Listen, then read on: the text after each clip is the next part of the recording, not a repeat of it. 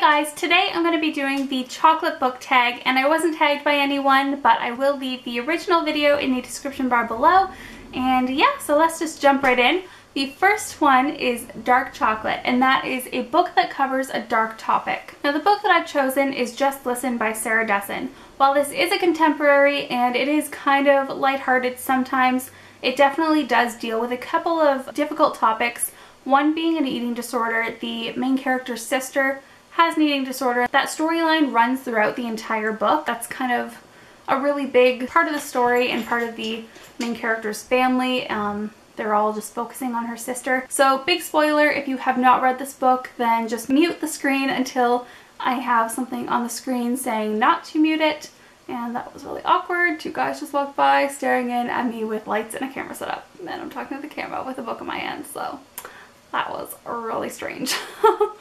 Kind of embarrassed right now. Okay.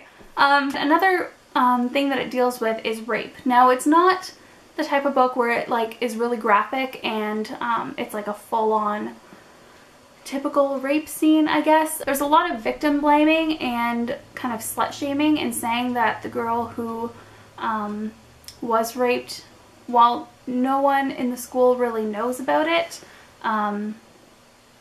they just call her a slut for trying to sleep with her friend's boyfriend, even though she didn't try to. He was trying to rape her. But yeah, Just Listen by Sarah Dessen.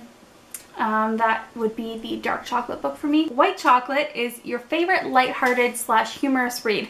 And I listened to this book on Audible, and it's Are You There Vodka? It's Me Chelsea by Chelsea Handler. And I was just laughing out loud at this book at some points, and it was so funny. And that is, I mean, it's definitely like not PG-13. It's a little, you know, definitely an adult book, but it was really, really funny. I loved it. Next is Milk Chocolate, a book that has a lot of hype that you're dying to read. The Immortal Instruments series, if you guys saw my haul, you know that I picked up this box set and I've been dying to read it, and everyone apparently loves it, and I just have not read it yet.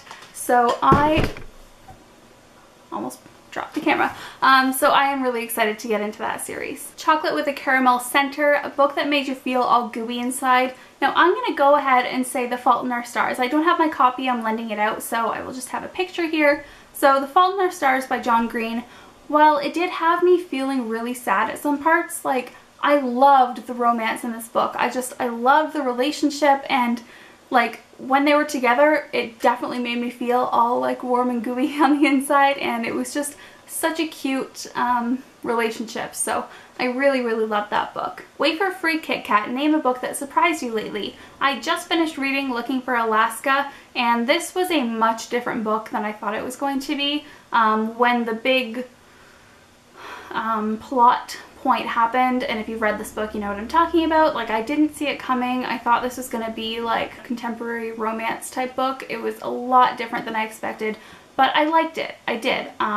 It was just, I thought it was going to be a little bit more lighthearted, but it ended up being a little bit darker, I guess, than what I thought. Snickers, a book that you were going nuts about, and that for me is Splintered by A.G. Howard. If you have not read this book, go read it. Do yourself a favor, just go read it. It is a retelling of Alice in Wonderland from the great-great-great-granddaughter of the original Alice, and she has to go down into Wonderland, down the rabbit hole, to right all the wrongs that her great-great-great-grandmother did while she was down there. And this was just such a good book, and I can't wait to read the sequel. I've already read the novella, the e-novella. It's called The Moth in the Mirror.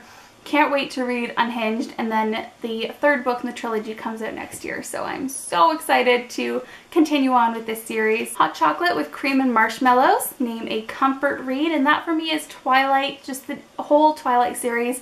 This feels like home to me, and I know that sounds weird, but I read it in high school in grade 12, and that like year, I guess, was like, it's very nostalgic for me. So when I read Twilight, I feel like I'm, you know, 17 years old again, and I love it, and it makes me feel like I'm still in high school, because I do miss that part of my life.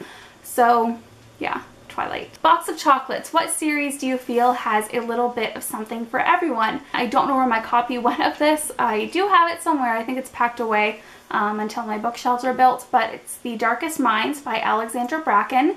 And I love this book. It's got a lot of action, adventure, but not too much. I mean, if you're not someone that's really into it, it's not going to be too much for you. And it also has like a romance kind of storyline. It has a lot of friendship, and just like so many elements are in this book. And I mean, if you're looking for an introduction to dystopian novels, I highly recommend The Darkest Minds. It's by far my favorite. I love it more than Divergent. So that was the chocolate book tag. I hope that you guys enjoyed it, and if you were watching this video, I tag you, and I might tag some specific people at the end. We'll see how it goes. I don't know who's done it and who hasn't yet. So yeah, thank you so much for watching, and I will see you guys in my next video. Bye.